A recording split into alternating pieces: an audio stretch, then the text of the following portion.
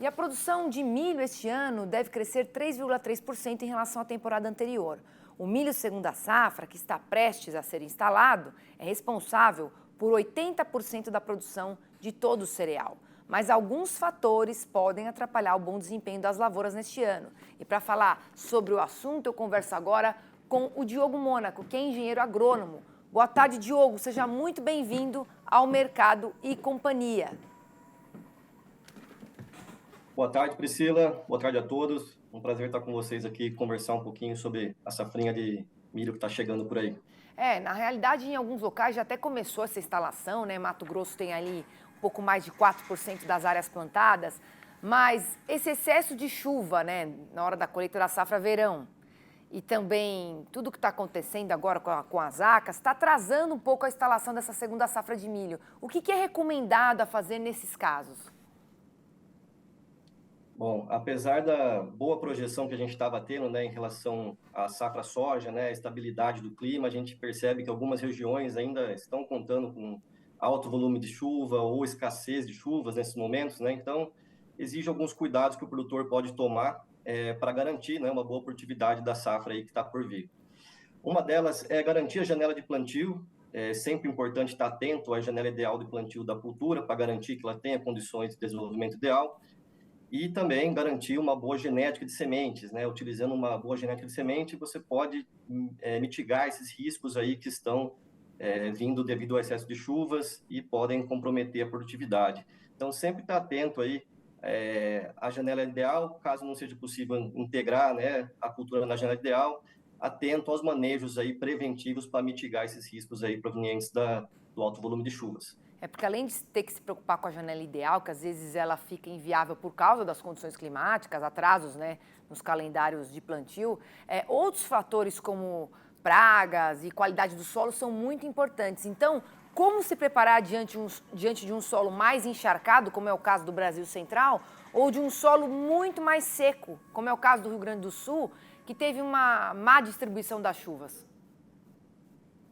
Perfeito. Dentro dessas condições atípicas aí de solo, né, a gente tem sempre que se atentar à utilização de genética ideal, né? Então, a escolha da genética da semente, para mim, é um passo muito importante para mitigar esses riscos e você ter condições de solos ideais aí para trabalhar. Paralelo a isso também, o produtor deve se atentar, né, solos muito encharcados, aí o momento de entrar com o maquinário para fazer as operações de campo também é muito importante, evitar uma compactação, uma erosão do solo, até um selamento do solo aí que pode dificultar a germinação e emergência de sementes. Então, sempre estando atento aí a proporcionar à cultura uma condição ideal, apesar de ser uma condição crítica, você dá condições da cultura se desenvolver bem aí dentro do solo. E o algodão, né, por ser uma cultura mais resistente, por exemplo, à baixa disponibilidade hídrica, ele acabou sendo uma opção para muitos produtores do Brasil Central, até mesmo no ciclo anterior. Quais são os cuidados para o manejo nesse tipo de cultura, que ela necessita de uma menor quantidade de água em alguns momentos fenológicos da lavoura?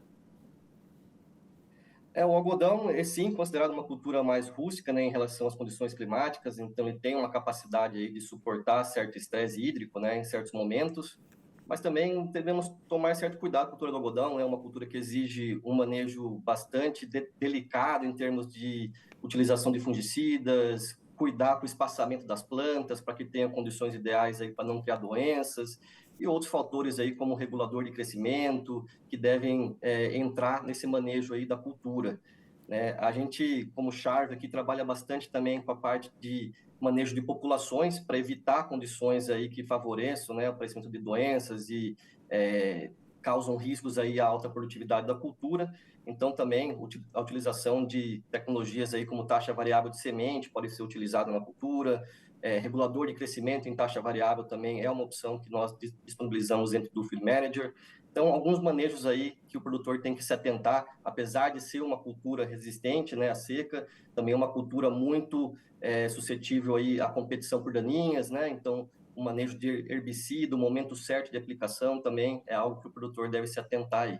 Então, na verdade, é um combo de boas escolhas, né, Diogo? A gente tem que ter uma semente altamente qualificada, um bom manejo preventivo do solo, também uso de fungicidas, né? Então, o uso de todas essas tecnologias acopladas é que pode trazer uma maior produtividade, mesmo em um caso de uma condição não ideal para plantio, como é o caso do excesso de chuva em Mato Grosso, por exemplo, né? Perfeito.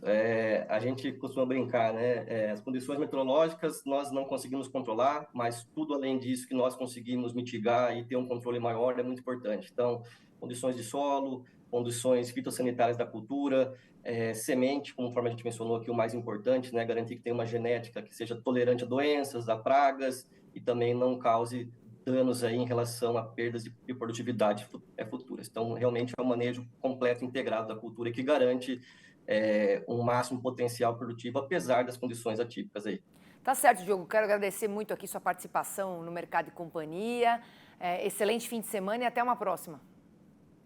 Eu que agradeço. Um bom final de semana para todos aí e uma boa safra para todos também. Uma boa safra.